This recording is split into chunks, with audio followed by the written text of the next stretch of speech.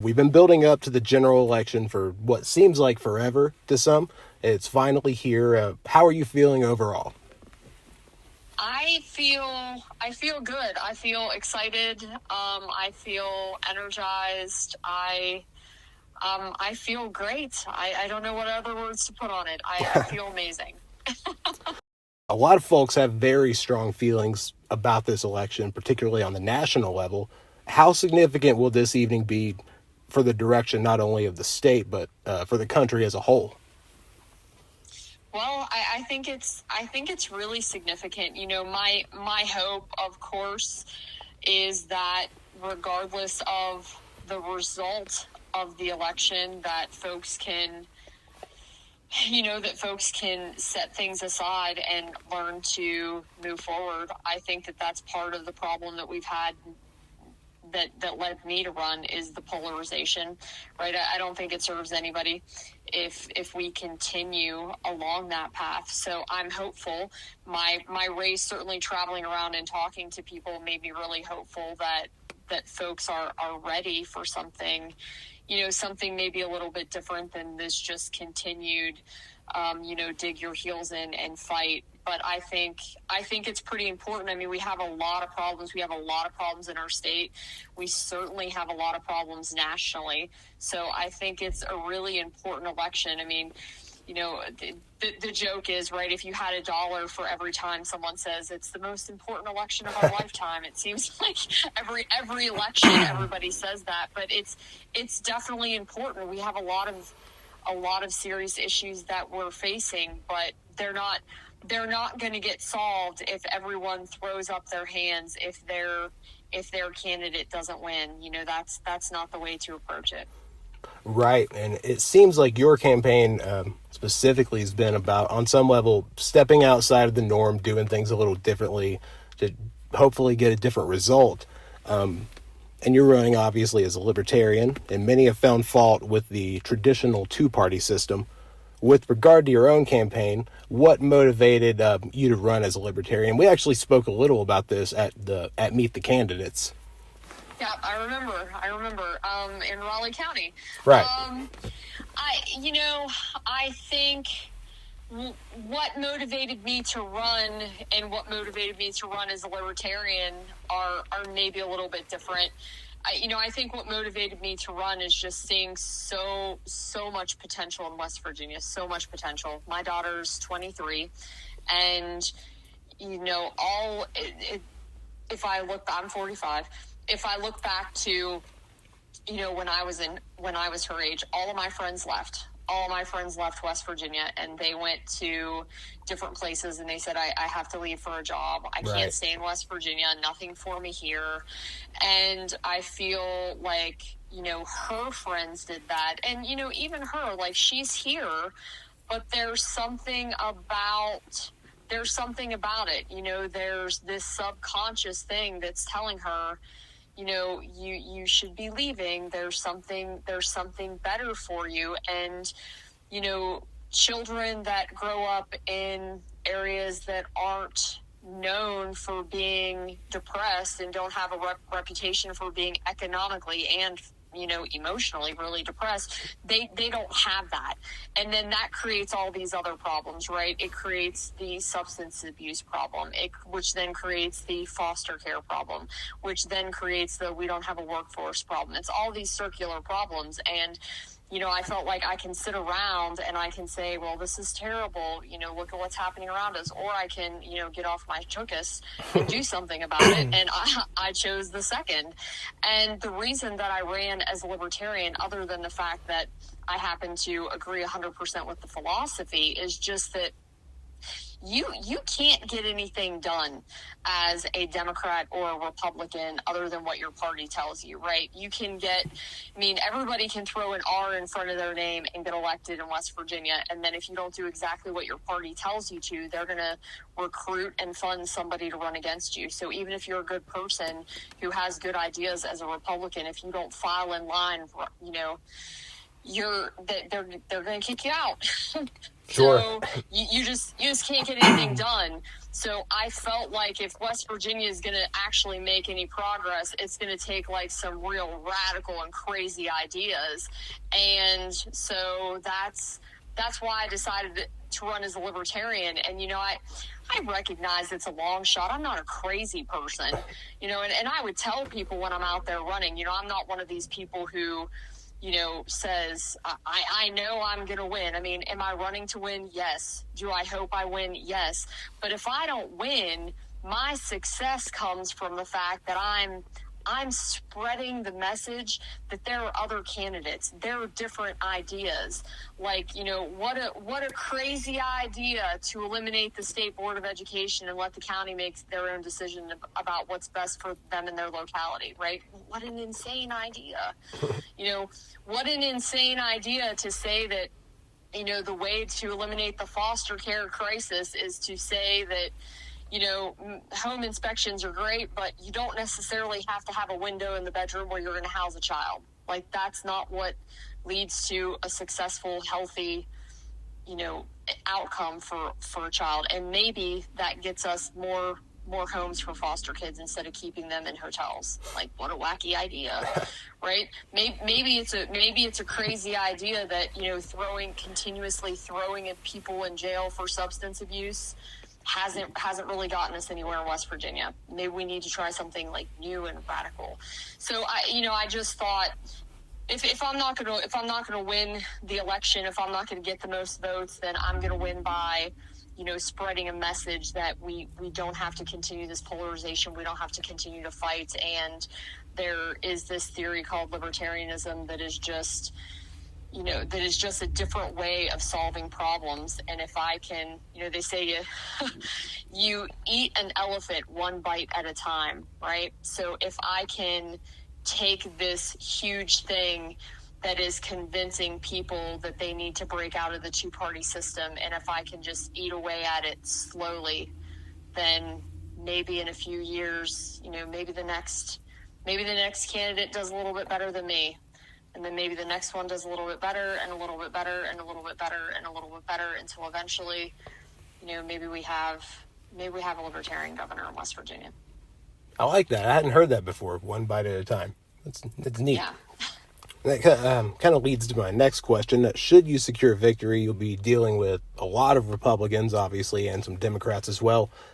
As a candidate unaffiliated with either side, what are some ways you might try to work with both sides of the aisle to try to facilitate change? I think I have a good start in that I'm not anti either one of them, right? So I think I get a good jump start in that, the Republicans come in and they're raising an eye at the Democrats, and they don't like a lot of their ideas. And the same thing, with the Democrats, with the Republicans, I come in and they're just intrigued. So I think I have a good start. And I think that the fact that libertarian philosophy is mixed with ideas from both, I think it gives me a really good start. And I've been able to go out, I think a good example of it is, I can be on the campaign trail and I've been able to talk to Trump voters who are some of the most, ideological, staunch people that you can run across on the campaign trail. And I've been able to look at them and say, there are some things I like that Donald Trump does, and there are some things I like that he, that I don't like. And at first, they want to turn off to me completely, because they're used to, Democrats or Harris supporters, saying something like, anti-Trump. And then I say, well, let me tell you about it. And when I'm able to say to them things like, you like guns, right? Well, Donald Trump supported red flag laws at first. And they say, well, wait, what? And then when you start to explain it to them and you open up a conversation. So I think that that's how I would do it, is just by opening conversation and having conversations with them that nobody has been willing to have, because most people that have been on the other side of the room have just been anti whatever they are. They haven't been open to hearing any of their ideas. They haven't been, not to quote Joe Manchin, he's not my favorite person, but he always talks about compromise, and he always talks about middle of the road. And right now, everybody's so used to us or them, us or them, us or them. They're not used to having a conversation with somebody who comes at it from a perspective that is from neither of those places. I mean, I can tell you, I've talked to both Patrick Morrissey and Steve Williams on this campaign trail. I am convinced that both of them would vote for me if they were not in this race. Wow. And to me, that says something. There is such a black and whiteness to like the us or them mentality that on either side, if you're like a Trump supporter or a Harris supporter, it seems like even if there are a few things you don't necessarily agree with, you have to sort of assimilate and embrace every aspect of the candidate, which I don't feel like it always was that way. There's no room for disagreement, even with your own party. You kind of have to fall in line, it seems like. Yeah. So it's... Yeah, and I think just getting out of that mindset, right? And I think it would be refreshing to them to just be able to be honest with somebody. Like, I believe in today's political climate, if you're a Democrat, you can't be honest with a Republican. Or it's hard. I mean, it's hard. You compromise your party. If you say to a Republican, listen, I don't really support the Harris position on this, it's considered... it's considered heresy. Mm-hmm. And same thing with the Republicans, right? If you're a Republican and you say, well, I don't know, I don't really think immigration is that big of a problem. I mean, it's like I said there, if that comes out of your mouth, even at a casual cocktail party, they're swarming around, and the next thing you know, they're finding somebody to run against you. And I think it would be refreshing to them that I am somebody that they could come to and have a genuine conversation. Joe Manchin actually is a pretty good example of that that notion that he'd be like, oh, I fall left on this, I fall right on this, and he's made a lot of enemies that way. A lot of people are upset that he doesn't kind of side with one way or another, which I think he recently registered as independent, if I'm not mistaken.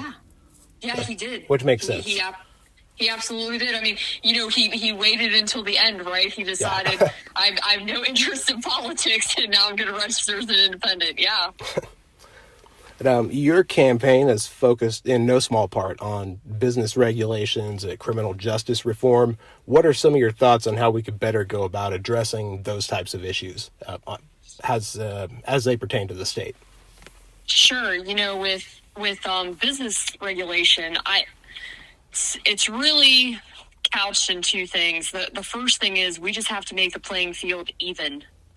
That's all it is. We have to, if every business in West Virginia was able to get the same type of help and the same type of deals that the state gives places like, Form Energy and Nucor, well, my goodness, everybody be able to do well.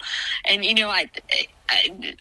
people use the term picking winners and losers a lot, which is a good term, but I don't think that the man on the, average man on the street understands what that means. But that's literally, taking tax dollars from the small businesses that are West Virginia born and bred businesses struggling to make it, and giving it to these companies that are, may or may not make it, that are promising West Virginians hope, prosperity, and, sometimes they deliver and sometimes they don't. As it turns out, Nucor's doing very well. If you look at Pure Watercraft and Beach Bottom, that one didn't do so well. But we don't invest in local West Virginia businesses the way we could. And, and I'm not even asking for investment. I'm just saying, let's treat them equally. I was at a craft festival this year, the Jane Lou Fireman's Craft Festival, and they had a state tax auditor there that was walking around auditing crafters to make sure they had accurately reported things for their business and inventory tax. Oh, wow. Yeah. Make sure everything's up to code. Right. And you know who probably doesn't get audited for business and inventory tax? Nucor Steel and Form Energy. Right. And that's my point. Like, we just don't treat businesses equal. And we have this mindset that, well, we have to give special sweetheart kind of deals to businesses to get them here, when we really don't. If we just created a playing field where we made it easy for businesses to operate, then businesses would want to come here naturally, and we wouldn't have to kind of, you know, give them these favors. And then we are, for a state that struggles the way we do, we are too heavily regulated. And I'm not talking about, you know, when I say that, I know people get this image in their mind of like coal mines blowing up and companies not be held accountable. That's not what I'm talking about. I'm talking about things like occupational licensing in West Virginia is really, really restrictive compared to other states. You have to have a license in West Virginia to be a chimney sweep apprentice. Chimney sweep apprentice. Yes. You have to have, we require in West Virginia, with the lack of health care and mental health services that we have in West Virginia, you have to have more training hours to be a therapist than you do in the surrounding states. So if you have the option of, you know, practicing, if you live on the border, you have the option of practicing in Maryland, and West Virginia requires that you have significantly more hours, why would you be here? Right. You wouldn't. You would go there. If you were going to run a mental health facility and all of your practitioners had to have, you know, extra hours of continuing education, why wouldn't you just put it across the border? And we don't think about things like that. I did a barbershop tour as part of my campaign, and I was talking to a young barber over in Charlestown who came from Maryland, and he was telling me how astronomically more difficult it was for him to operate his business in West Virginia. He said in Maryland, he just logged on. He was able to find all the forms he needed. You know, all the taxes he needed, was very clear what he needed to pay, how he needed to do it. He told me he came to West Virginia. The state harasses him all the time. He had to drive down to Huntington to take his test, pay his fees in person.